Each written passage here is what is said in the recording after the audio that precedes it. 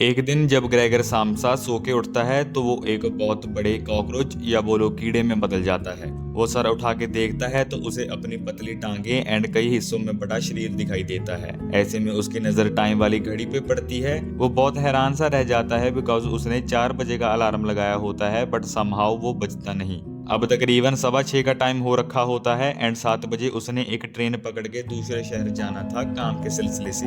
Gregor बहुत घबरा जाता है क्योंकि अगर वो सही समय पर अब ट्रेन पकड़ के काम पे नहीं गया तो उसको काम से निकाल दिया जाएगा। अगर उसको काम से निकाल दिया गया तो वो अपनी बहन को अच्छे म्यूजिकल स्कूल में नहीं भेज पाएगा एंड अपने माँ बाप को एक अच्छा लाइफस्टाइल नहीं दे पाएगा। ग्रेगर के घर में सिर्फ वही एक कमाने वाला होता है। फैमिली में उसके अलावा उसकी एक बहन एंड माँ बाप होते हैं। जब वो काम पे ना पहुंचने के कॉन्सिक्वेंसेस के बारे में सोच रहा होता है तो उसकी माँ उसको जगाने आ जाती है। वो अपनी माँ को कोई जवाब देने के लिए जब अपना मुंह खोलता है तो उसको खुद की आवाज ही अजीब लगती है। इतने में ग्रेगर के ऑफिस का आदमी घर आ जाता है ये देखने कि वो काम पे क्यों नहीं गया। ग्रेगर की माँ, उसका बाप एंड चीफ आके उसका दरवाजा खटखटाते हैं। वो उनको बोलता है कि 5 मिनट में आया। तभी वो एक एनिमल जैसी भद्दी सी आवाज सुनकर हैरान हो जाते हैं। ग्रेगर की माँ बोलती है कि वो बीमार है, उन्हें डॉक्टर को बुलाना चाहिए। ग्रेगर जैसे तैसे बिस्तर से उतरता है एंड दरवाजा खोलने का ट्राई करता है। वो सभी ग्रेगर को उत्साहित करते हैं दरवाजा खोलने के लिए। जैसे तैसे दरवाजा खोलता है, ग्रेगर बाहर आता है तो इतना बड़ा एक जीव देखकर वो डर जाते हैं। ग्रेगर चीफ को अपनी सिचुएशन ऑफिस में जाके बताने को बोलता है एंड रिक्वेस्ट करता है कि उसको काम से ना निकालें वरना उसकी फैमिली की लाइफ बर्बाद हो जाएगी। चीफ वहां से चला जाता है। वो लोग ग्रेगर को उसके कमरे में बंद कर देते हैं। उसकी पूरी फैमिली को बहुत बड़ा शॉक लगता है। ग्रेगर की माँ को उससे मिलने नहीं दिया जाता। उसकी बहन या बाप ही कमरे में आके खाना रख के चले जाते हैं। जो पैसे उनके पास पड़े होते हैं उससे वो कुछ दिन गुजारा करते हैं। फिर बाद में ग्रेगर का बाप एंड उसकी बहन काम पे लग जाते हैं। ग्रेगर पूरा दिन अपने कमरे में ही गुजारता है। वो इस पूरे टाइम में सोचता रहता है कि ठीक होने के बाद वो वापस काम पे लग के अपनी फैमिली को खूब ऐश करवाएगा।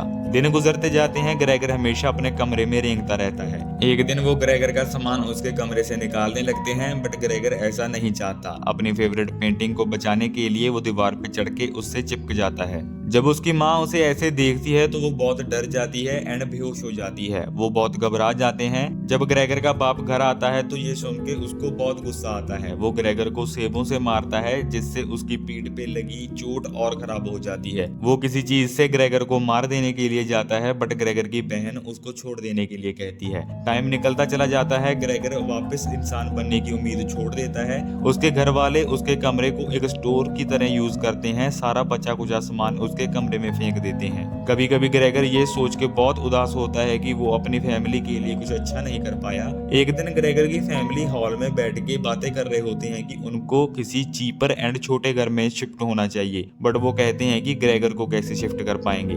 ग्रेगर सारी बातें दरवाजे पे कान लगा के सुन रहा होता है तो उसे फील होता है कि वो अपने परिवार पे कितना बड़ा बर्डन है। वो खाना खाना छोड़ देता है बट उसके परिवार में किसी को इस चीज के बारे में पता नहीं होता। वो सब बहुत बिजी होते हैं। एक दिन ग्रेगर की बहन घर के किराएदारों के लिए वायलिन बजाने लगती है जो उनको बिल्कुल पसंद नहीं आता बट वायलिन की आवाज सुन के ग्रेगर को पहले के दिनों की याद आ जाती है। वो अपनी बहन को वायलिन बजाना देखना चाहता है। वो धीरे धीरे कमरे से बाहर आ जाता है। किराएदारों की नजर जब उस पे पड़ती है तो वो बहुत डर जाते हैं। ग्रेगर का बाप उनके सामने आके रोकने की कोशिश करता है। ऐसे में उनकी बहस हो जाती है। ग्रेगर की बहन रोने लगती है एंड अपने बाप को बोलती है कि हमें इस जानवर से छुटकारा पाना होगा। वो बोलती है कि कैसे उसकी वजह से उनकी जिंदगी नर्क बन गई है। अब उन सभी को काम पे जाना पड़ता है। वो जब ये सब बातें कर रहे होते हैं तो ग्रेगर सुन रहा होता है एंड बहुत दुखी होता है। ग्रेगर की माँ बोलती है कि वो हमारा ग्रेगर है बट उसकी बहन बोलती है कि नहीं, वो हमारा ग्रेगर नहीं है। अगर वो ग्रेगर होता तो हमें इतनी तकलीफ में देख के खुद को मार डालता। वो हमारा ग्रेगर नहीं है, हमें इस बात को अब मानना होगा। इतने में काफी रात हो जाती है। वो सो जाते हैं। ग्रेगर अपने कमरे के अंधेरे में इधर उधर रेंग रहा होता है। वो सोचता है काश वो पैसे कमा के अपनी बहन एंड पूरी फैमिली को अच्छी लाइफ दे पाता। इतने में उसका पूरा शरीर जकड़ जाता है। वो हिल नहीं पाता। उसका कमजोर शरीर बहुत दर्द करता है बट दर्द धीरे धीरे कम हो जाता है। सुबह होने वाली होती है। खिड़की से थोड़ी थोड़ी रोशनी आने लगती है। उसका सिर नीचे फर्श से टकराता है एंड वो अपनी आखिरी सांस पूरी करता है। सुबह हो जाने पर जब काम वाली आती है उसका कमरा खोलती है। पहले तो वो ध्यान नहीं देती पर जब जैसे ही वो अपने लंबे झाड़ू से ग्रेगर को छेड़ती है तो उसे पता चल जाता है। वो भागती हुई जाती है। उसके माँ बाप को बताती है it's dead. Just lying there stone dead. वो कन्फर्म करने के लिए झाड़ू से उसको हिलाते हैं। जैसे ही कन्फर्म होता है उसका बाप बोलता है let's give thanks to God for that. ऐसे में उसकी बहन नोट करती है एंड उनको बताती है कि देखो ये कितना पतला हो गया था, शायद काफी लंबे समय से ये कुछ खा नहीं रहा था। फाइनली उनको ये चीज दिखाई पड़ती है। वो बहुत ही रिलैक्स्ड फील करते हैं एंड बाहर वॉक पे जाते हैं। वो आराम से एक जगह बैठते हैं। ग्रेगर का बाप उनको पुरानी चीजें भूलने के लिए कहता है एंड उनको बताता है कि उनकी फाइनेंशियल कंडीशन अब इतनी बुरी नहीं है, सबके पास जॉब है, उन्हें बस एक चीपर एंड अच्छी लोकेशन पे घर ढूंढना है। ग्रेगर की चॉइस का ये घर अच्छा नहीं है।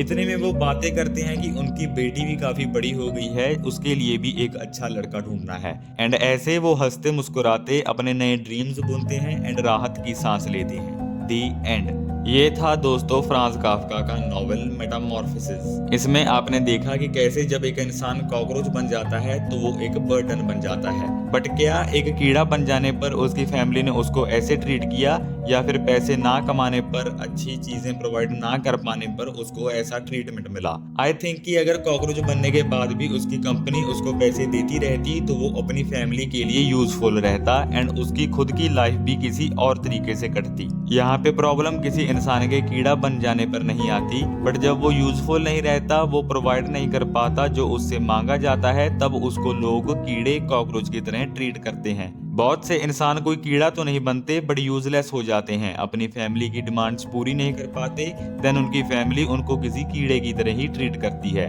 वो किसी कमरे में बंद पड़े रहते हैं पूरा दिन अकेले, एंड जब वो मर जाते हैं तो सबको सुकून मिलता है कि थैंक्स टू गॉड ये मर गया। इस नॉवल में काफ्का ये नहीं बताते कि जब एक इंसान कीड़ा बन जाता है तो उसकी लाइफ कैसी हो जाती है, बट वो ये बताते हैं कि जब एक इंसान यूजफुल नहीं रहता तब उसकी लाइफ कैसी होती है। इस वर्ल्ड में यूजलेस हो जाना किसी कीड़े में बदल जाने के समान ही है। Don't be afraid of becoming an insect but be afraid of becoming useless. To them, the only difference between you and an insect is that you provide some value.